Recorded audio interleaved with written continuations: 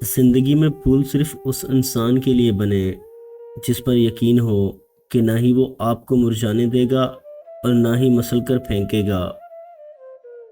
تقدیر کا کوئی مینیو نہیں ہوتا، آپ کو وہی کھلایا جاتا ہے جو آپ نے دوسروں کو کھلایا تھا۔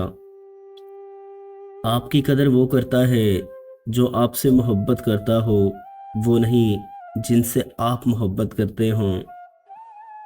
صبر بھی رنگ لاتا ہے اور غصہ بھی، مگر صبر کے رنگوں سے زندگی حسین ہو جاتی ہے، جبکہ غصے کا رنگ محبت کے ہر رنگ کو نگل جاتا ہے۔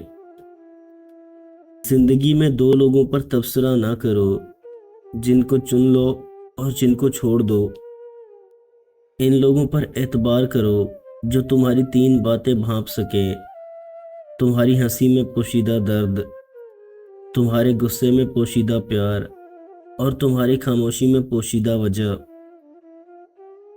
جو بہت اچھا لگے اسے بہت کم ملا کرو، جو انتہا سے زیادہ اچھا لگے اسے صرف دیکھا کرو، اور جو دل میں سما جائے اسے صرف یاد کیا کرو، کیونکہ جو آپ کے جتنا قریب ہوتا ہے دنیا اسے اتنا ہی دور کر دیتی ہے۔ کبھی کسی کو دکھ مت دو، کیونکہ معافی مانگ لینے پر دل میں درد باقی رہتا ہے، جس طرح دیوار میں کیل نکالنے پر سوراخ باقی رہ جاتا ہے۔